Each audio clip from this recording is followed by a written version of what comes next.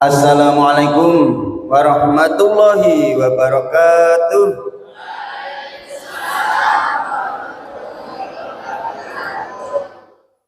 Allah subhanahu wa ta'ala,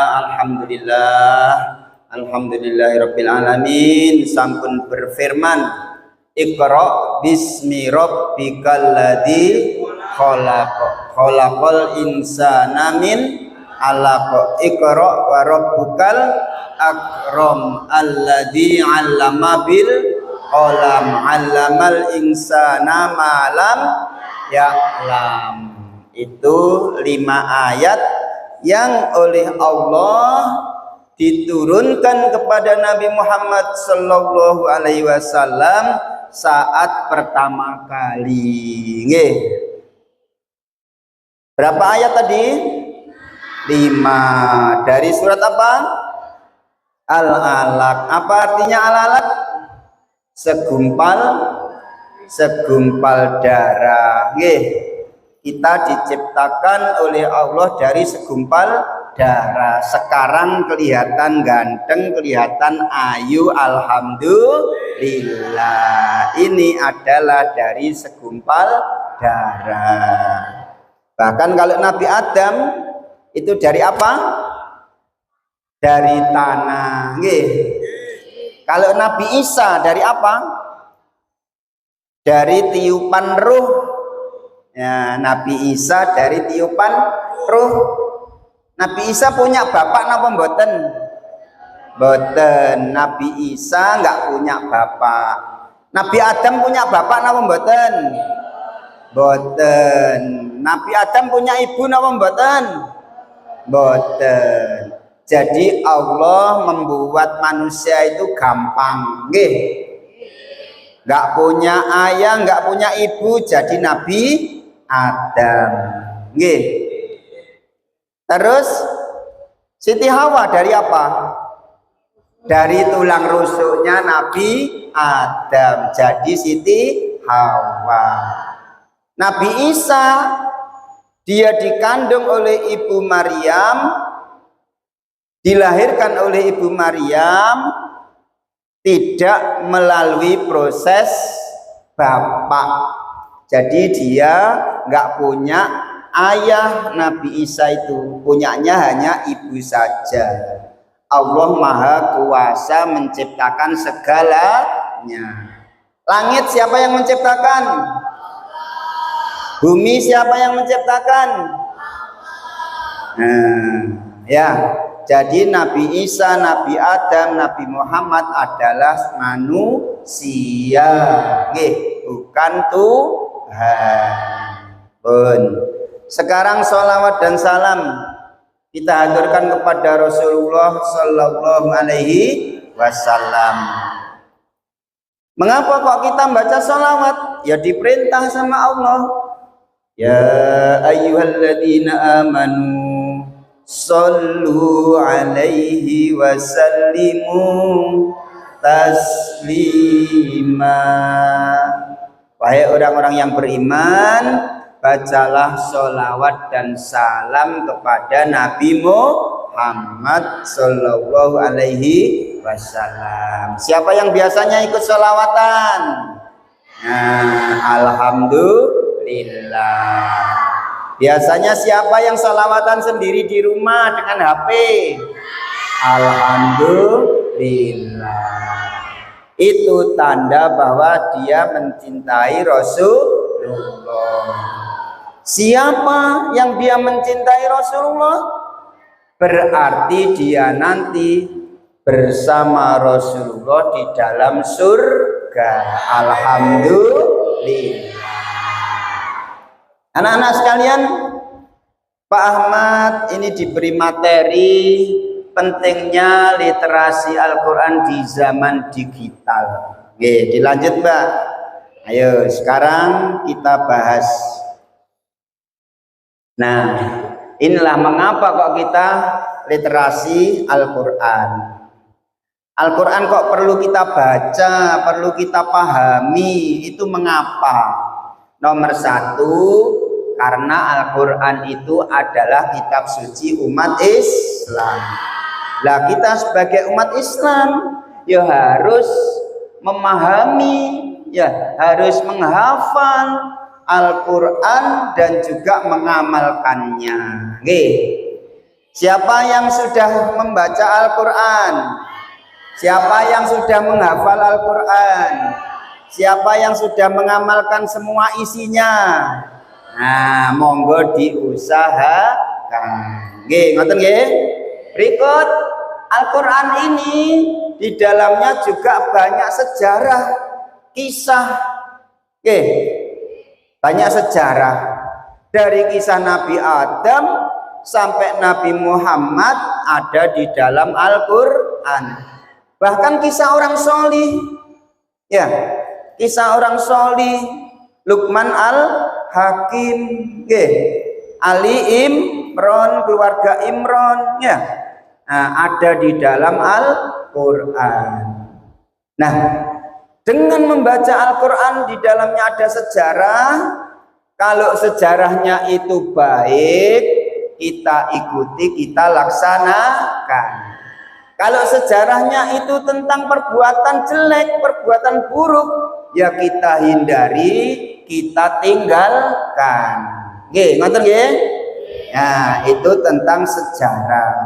Makanya monggo Al-Quran dibaca, dipelajari maknanya, artinya, tafsirnya, terus nanti diamalkan dalam kehidupan sehari-hari. Berikutnya, nah, Al-Quran itu juga di dalamnya ada pelajaran tentang apa itu? Tentang sumber ajaran Islam yang mendukung dan menjelaskan ajaran Al-Quran. Umat Islam dapat memahami ajaran-ajaran yang terkandung di dalamnya, yaitu ada hadisnya. Kalau kita mempelajari Al-Quran, Mbak, tidak hanya membaca, tapi ada tafsirnya. Nah, di dalam tafsir itu ada hadis-hadisnya. Ya, hadis itu apa? Hadis itu ya ucapan Rasulullah, ya perbuatan Rasulullah, ya diamnya Rasulullah sebagai tanda setuju atas perbuatan sahabatnya. Nah, itu termasuk hadis. Ya, itu biasanya juga menafsirkan ayat-ayat Al-Quran yang ada di dalamnya itu. Jadi kita tidak hanya sekedar membaca, bacaannya benar, tidak hanya sekedar mengerti artinya, tapi mengerti penjelasan lebih luas. Ayo coba contoh hukum-hukum Al-Quran itu di dalamnya, di dalam Al-Quran itu. Apakah orang yang mabuk langsung diharamkan minuman keras? Tidak langsung haram. Pertama, nggak boleh kalau dalam keadaan mabuk itu melaksanakan sholat. Nah, lalu sahabat kalau mau sholat itu nggak minum dulu. Zaman dulu kan masih usum minum minuman keras. Nah, kalau diantara di kampung-kampung itu masih ada yang minum minuman keras, cara melarangnya kalau mengikuti Al-Quran ini, ya pertama itu tadi, ya kalau mau sholat jangan minum minuman keras. Maka ada para ustadz, para kiai itu kadang-kadang dibiarkan, sing minum minuman keras itu gak langsung dilarang. Nah, tapi dikandani, ayo engko nek sholat, arepe sholat ojo sampai minum loh yo. Lho napa? Langkau pas sholat kamu minta ampun, ternyata kamu nggak minta ampun, malah menjelek-jelekan Allah. Nah, atau malah memaki-maki dirinya sendiri, karena dia pas sholat itu ya, akalnya nggak sadar, akalnya hilang gara-gara minuman keras. Nah, lama-kelamaan setelah imannya semakin kuat, lalu dijelaskan innamal khamru wal maisiru wal ansabu dan seterusnya itu rijsum min amalis syaiton. Itu adalah perbuatan setan. Maka jangan dilakukan, jangan diikuti. Nah, itulah mulai diharamkan judi, minuman keras. Oke. Nah, disitulah hukum-hukum Allah dari Al-Quran itu diurutkan supaya masyarakat tidak langsung kaget. Apa sih Islam ini kok melarang-melarang? Nah, tidak begitu, tapi bertahap. Berikutnya yang keempat. Nah, apa ini? Di sini di dalam Al-Quran juga tentang tasawuf. Nopo tasawuf niku? Ayo kita berusaha menyucikan diri sampai betul-betul bersih, hanya semata-mata karena Allah Ta'ala. Nah itu. Jadi bukan lagi karena manusia, bukan lagi karena harta, tapi sudah lillahi ta'ala. Kita pertamanya ikut baca Al-Quran atau ngaji karena orang tua disuruh. Ayo wis asar, nah, cepet mandi, cepet neng TPQ. Nah, ya enggak dulu. Nah, itu diikuti. Pertamanya kenapa? Karena disuruh orang tua. Orang tuanya ngerti. Nek sing wong tuane gak ngerti, anake dinjarno ae. Wis asar, jarno ae wis dolenan bal-balan sing laki-laki, sing perempuan ngegame apa dolenan apa, nah dibiarkan. Tapi kalau orang tua sudah tahu, sudah ngerti, anaknya dididik. Ayo ngaji di TPQ. Nah, nek gak ngaji diseneni, dimarahi. Pernah dimarahi gara-gara nggak berangkat ngaji. Nah, itu namanya orang tua sayang kepada anaknya supaya anaknya bisa ngaji. Pun berikutnya Mbak, ayo tantangannya apa yang dihadapi? Banyaknya informasi, konten-konten yang positif, konten negatif banyak sekali. Ada lagi waktu banyak teralihkan pada media sosial, hiburan dan lain-lain. Kemudian kurangnya pemahaman yang mendalam, informasi seringkali hanya sekilas tanpa kajian mendalam. Nah ini, makanya itu ayo ini dicarikan solusinya. Lanjutnya, ayo, pentingnya literasi. Nah, karena Al-Quran ini memberikan petunjuk dalam menjalani hidup, jadi monggo kalau ingin hidupnya enak, gak gerusa-gerusu, gak pusing kepala, ya ikuti Al-Quran sebagai petunjuknya. Nah itu nanti nikmat. Kemudian ada lagi menghadapi hoax, isu negatif. Nah, literasi Al-Quran membantu mengidentifikasi informasi yang benar. Jadi di dalam Al-Quran lah informasi itu sudah jelas benarnya, tidak ragu lagi. Coba kamu baca, Dzalikal kitabul la raiba fihi. Al-Quran ini tidak ada keraguan di dalamnya. Jadi Al-Quran adalah hak dan benar dan dijaga oleh Allah. Al-Quran ini tidak akan terpalsukan. Loh Pak, ada Al-Quran yang berbeda. Kalau memang bedanya itu beda dari segi maknanya sampai menyimpang dan sebagainya, akhirnya bisa diketemukan, oh palsu. Tapi kalau ternyata masih sama, walaupun bacaannya beda, itu adalah Al-Quran tidak hanya satu bacaan. Yang kita baca kan biasanya sama bacaannya. Tapi kalau ada bacaan-bacaan yang berbeda, itu bukan berarti salah. Al-Quran itu ada 7 macam bacaan. Ada lagi yang menyebutnya 10 macam bacaan. Nah, maka dari itu yang sudah sering mendengarkan di pondok pesantren atau Ustadz Kiai menyebutkan bacaan itu jangan kaget. Karena Al-Quran memang ada bacaan yang beda-beda, dalam arti itu adalah tetap semuanya dari Rasulullah Muhammad Shallallahu Alaihi Wasallam. Berikutnya, menjaga etika dalam berinteraksi. Al-Quran mengajarkan etika yang penting untuk diterapkan dalam komunikasi kita. Nah, monggo kita ini di dalam Al-Quran kita dituntun bagaimana beribadah kepada Allah. Bagaimana hubungan kita kepada orang tua, bagaimana hubungan kita kepada orang lain dan sebagainya. Jadi kita ini hubungan sesama manusia harus baik, hubungan kepada Allah juga harus baik.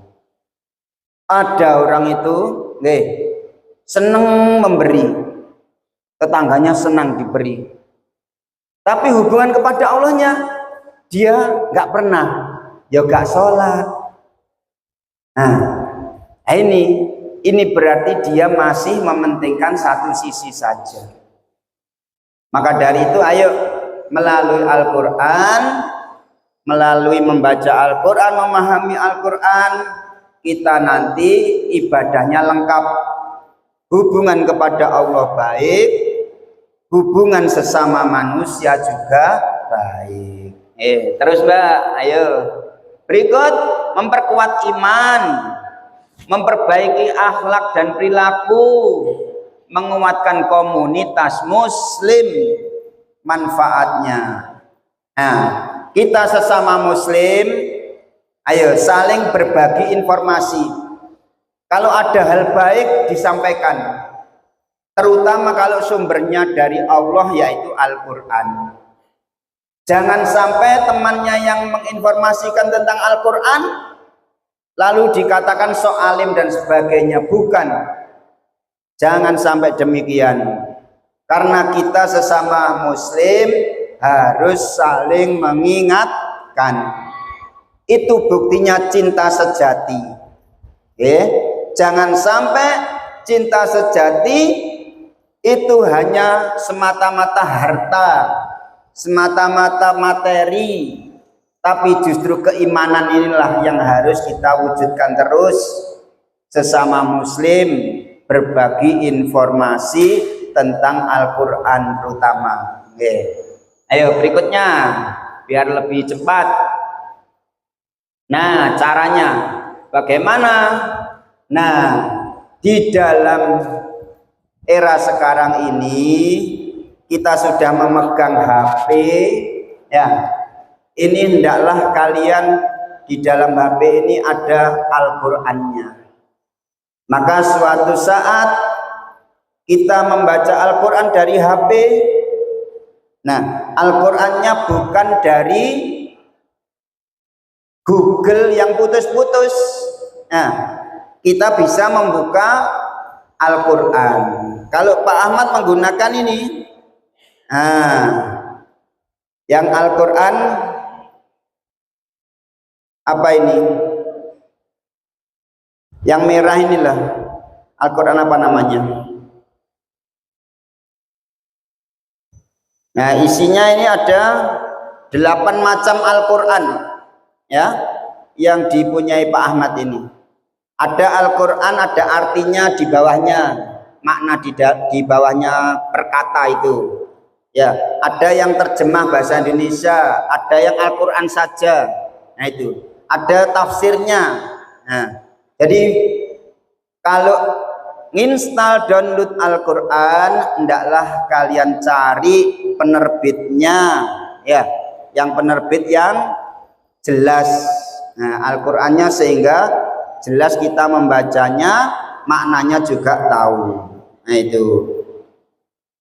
Kemudian mengikuti kajian Al-Quran online. Nah, sekarang bisa kalian bersama dengan ustadz yang ada di media sosial itu. Bisa ikut kajian, nanti dibetulkan bacaannya.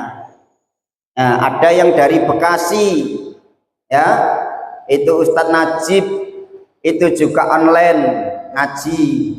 Jadi ada yang pesertanya itu dari Malaysia dan sebagainya, itu dibenarkan kalau ada kesalahannya. Kemudian menggunakan media sosial untuk dakwah. Nah, Mbak, di situ tadi di panitia Pak Ahmad sudah mengirimkan channel YouTube-nya Pak Ahmad, channel TikTok-nya Pak Ahmad, ya, ada juga Instagram-nya Pak Ahmad, Facebook-nya Pak Ahmad. Ya.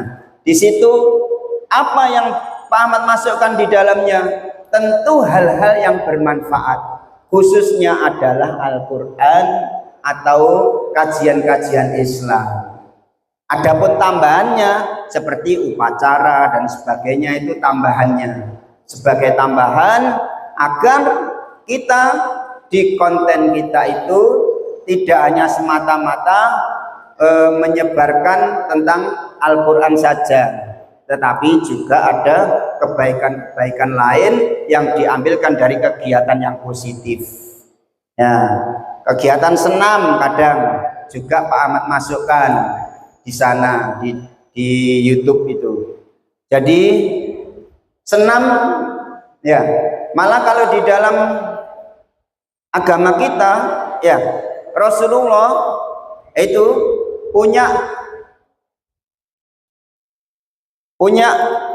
pemimpin perang yang hebat, ya, yang inovatif juga. Saat mau perang, maka ada yang usul membuat apa? Membuat parit di sekeliling Madinah yang akan didatangi oleh musuh. Paritnya seberapa? Yang kira-kira kuda kalau dia melompat itu nggak bisa, pasti dia jatuh ke dalamnya. Nah, itu ternyata diterima usul itu untuk apa? Untuk mencapai kemenangan di dalam Islam. Jadi walaupun pernah kalah saat Rasulullah, perang apa yang Rasulullah kalah itu? Ayo, perang Uhud. Nah, saat perang Uhud itu pamannya ada yang mati syahid di sana. Nah, saat perang Uhud kalah perangnya. Loh, kok bisa kalah? Kan Rasulullah itu utusan Allah, kok bisa kalah? Nah, itulah Allah senantiasa memberi hikmah yang besar. Jadi ada kekalahan di dalam Islam, ada kemenangan di dalam Islam. Rasulullah pernah kan waktu dilempari batu, ya, sampai malaikat itu kasihan, ya, mau menurunkan gunung ditumpahkan untuk yang memusuhi tadi. Apakah Rasulullah menerimanya tawaran itu? Ternyata tidak. Jangan dibunuh mereka, karena dari mereka nanti, Mbak, Mas, dari mereka nanti akan ada keturunannya, orang-orang yang baik-baik yang masuk ke dalam agama Islam. Nah, makanya Mbak, Mas, kalau berdoa, Rabbana hablana min azwajina wa dzurriyyatina qurrata a'yun waj'alna lil muttaqina imama. Apa maksudnya wa dzurriyyatina? Keturunan-keturunan kita. Oke, supaya menjadi orang yang baik-baik. Kalian semua ini adalah juga berkat doa dari kakek nenek kita, sehingga kalian semua menjadi orang yang baik-baik. Alhamdulillah. Oke, ayo terus berikutnya tantangannya. Nah, ada kebisingan informasinya membingungkan, ada kurangnya bimbingan. Oke, membaca sendiri tanpa pembimbing, Solusinya ya mengikuti akun atau sumber yang terpercaya. Oke. Makanya di YouTube ataupun di channel ya itu kalian kalau mengikuti dilihat dulu. Ini channelnya siapa ya? Kalau Pak Ahmad sering mengikuti channelnya Abi Ihya. Apa itu? NH Nurul Haramain. Dari mana Nurul Haramain? Nah, itu Nurul Haramain Abi Ihya Ulumuddin. Itu NH. Ada lagi Dalwa. Nah, Darul Lughah wa Dakwah. Jadi Pak Ahmad cari itu ya Habib yang mana, ya kiai yang mana, nah, yang mau kita ikuti. Jangan asal mencari kiai, mencari habib, ternyata malah menjerumuskan kita. Nah, itu. Terus belajar bersama ahlinya, menjalani kajian yang dipandu oleh ustadz atau ahli tafsirnya. Jadi monggo anak-anak, mulai sekarang ini kita melek ya, melek literasi Al-Qur'an. Kalau Pak Ahmad punya jargon itu, Mbak, punya jargon. Jargonnya apa tadi yang Pak Ahmad kirimkan? Enggak tahu, lupa. Nah, itu kalau di channelnya Pak Ahmad itu ada Admi Media di pojok sebelah kanan kiri dari mereka, kanan dari kita. Nah, itu Admi Media. Apa bawahnya? Manfaat barokah. Ayo Mas, Mbak, coba kalau kalian membuka HP, apakah manfaat? Nah, tanyakan. Apakah barokah? Nah, kalau ada manfaat, ada barokahnya, silakan dibuka. Tapi kalau ternyata malah merusak akhlak, ya, merusak etika, moral, ya, merusak akidah, ibadah kita rusak, malah jauh dari Allah, dekat dengan setan. Nah, itu jangan diikuti. Nah, itu. Jadi di situ hendaklah kita punya jargon, punya kata-kata mutiara yang bagus terkait dengan Al-Qur'an. Ada kata-kata yang bagus. Tiada hari tanpa membaca Al-Qur'an. Nah, bisa begitu. Ya. Atau kalau sudah berkeluarga seperti Pak Ahmad ini, ya. Ya. Itu berdoanya itu jadikan keluarga kita ini ahli Quran. Nah, ahli Quran itu maksudnya apa? Ahli itu keluarga. Ahli itu keluarga. Ahli Quran adalah keluarga Al-Quran. Yakni kita menjadi bagian dari keluarga Allah Subhanahu wa ta'ala. Berikutnya terakhir ya. Nah, kesimpulan, ya. Kesimpulannya sudah jelas. Terus terakhir nanti terima kasih. Ya. Nah, anak-anak, sudah habis yang disampaikan di layar. Coba siapa yang sudah hafal Al-Quran? Angkat tangan. Siapa yang keluarganya ada yang hafal Al-Quran? Ibu, ayah, kakek, nenek, angkat tangan. Coba diperkenalkan, namamu siapa, kelas berapa, terus yang hafal Quran tadi siapa, terus sebagai apa, ya, terus harapanmu bagaimana tentang Al-Quran. Silakan. Nama saya Dinda Putri dari School Golpe 1. Jadi ya kalau Al-Quran juga saya ada saya. Nah, adik saya itu pondok dan ambil sekolah tahfidz. Nah, dia hafal mungkin dari 1 sampai 10 karena baru masuk pondok. Nggih, harapannya Harapan saya sama Al-Quran, semoga saya bisa melakukan apa yang ada dalam isi Al-Quran, menerapkan. Dan terima kasih. Wassalamualaikum warahmatullahi wabarakatuh. nggih, Waalaikumsalam warahmatullahi wabarakatuh. Nggih, ayo. Ya.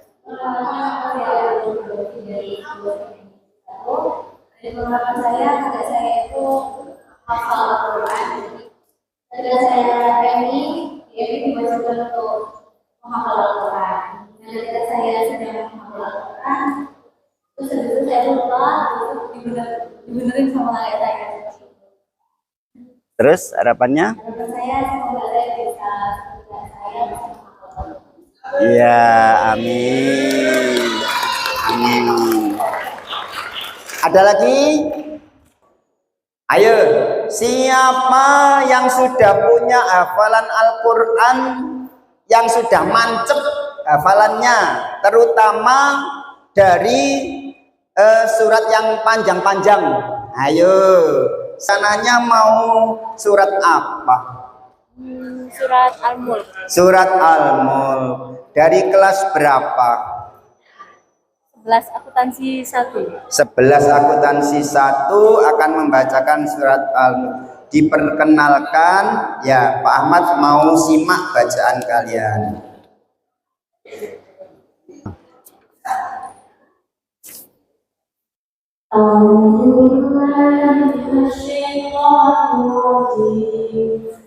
Bismillahirrahmanirrahim.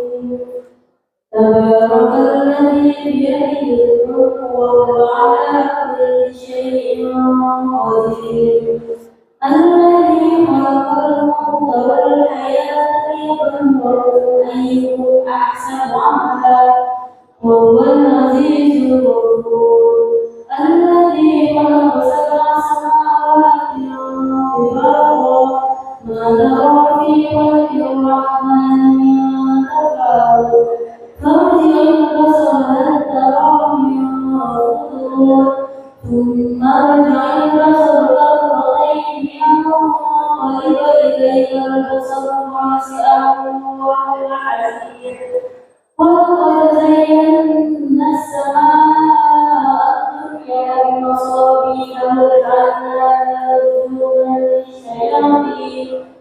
وجعلناها رجوما للشياطين وأعتدنا لهم عذاب السعير وللذين كفروا بربهم عذاب جهنم وبئس المصير إذا ألقوا فيها سمعوا لها شهيقا وهي تكاد تميز من الغيظ كلما ألقي فيها فوج سألهم خزنتها ألم يأتكم نذير قالوا بلى قد جاءنا نذير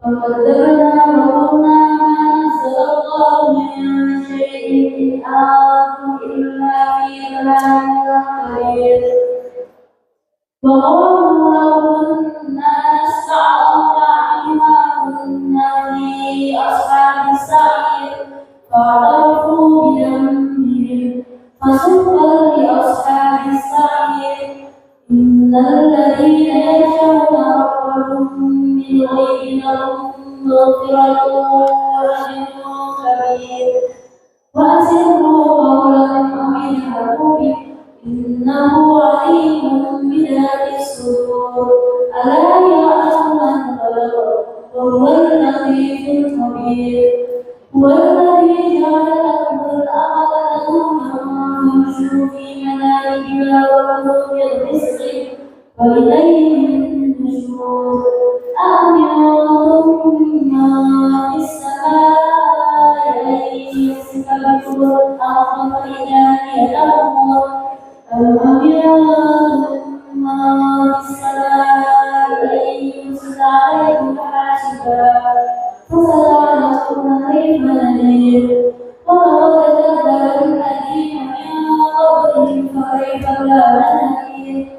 أولم يروا إلى الطير فوقهم صافات ويقبضن ما يمسكهن إلا الرحمن إنه بكل شيء بصير أمن هذا الذي هو جند لكم ينصركم من دون الرحمن إن الكافرون إلا في غرور أمن هذا الذي يرزقكم من أمسك رزقه بل لجوا في عتو ونفور أمن يمشي مكبا على وجهه أهدى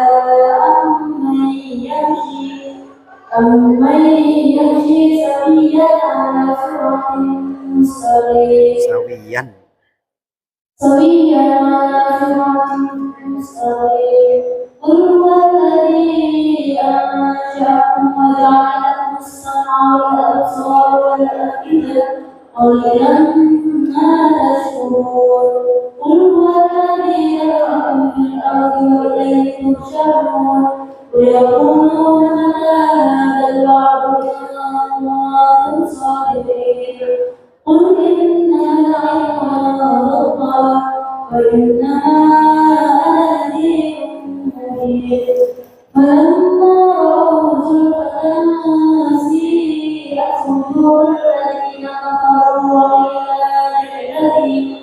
وقيل هذا الذي كنتم به تدعون قل أرأيتم إن أهلكني الله ومن معي أو رحمنا فمن يجير الكافرين من عذاب أليم قل هو الرحمن آمنا به وعليه توكلنا فستعلمون من هو في ضلال مبين قل أرأيتم إن أصبح ماؤكم غورا من يأتيكم بماء معين صدق الله العظيم.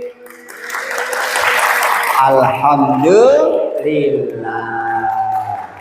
Mudah-mudahan Sela diberi keteguhan dan ketetapan oleh Allah Subhanahu wa Ta'ala, juga keluarganya dan teman-temannya sekalian. Amin ya Rabbal Alamin. Terima kasih Sela telah berusaha menampilkan salah satu atau sebagian dari hafalan Al-Quran yang dimilikinya. Sudah hafal berapa juz? 13. Sudah hafal 13 juz. Alhamdulillah. Ada lagi yang lebih banyak hafalannya? Nggih, alhamdulillah, matur nuwun. Nggih, salam barakallah. Nah, anak-anak, ini adalah salah satu atau sebagian dari kalian. Mungkin ada di antara kalian yang belum mau menunjukkan di sini, tapi tidak apa-apa. Allah Maha tahu, Allah Maha lihat. Semua kebaikan pasti ada hikmahnya. Kira-kira yang hafal seperti ini IQ-nya tinggi apa tinggi? Sangat tinggi. Insya Allah segala cita-citanya yang baik-baik dikabulkan oleh Allah Subhanahu wa Ta'ala. Sampun nggih, ada pertanyaan? Any question? Ayo silakan, monggo. Alhamdulillah. Kita akhiri, mudah-mudahan kalian semua menjadi bagian dari Ahlul Quran. Monggo kita baca Allahummarhamna yang keras ya. 1, 2, 3. Allahumma rahamna bil Quran waj'alhu lana imaman wa nuran wa hudan wa rahmah. Allahumma dzakirna minhu ma nasina wa 'allimna minhum ma jahilna warzuqna tilawatahu ana al-laili wa atrafan nahar waj'al lana hujjatai ya rabbal alamin. Ihdinas siratal mustaqim wal afu minkum. Wassalamualaikum warahmatullahi wabarakatuh.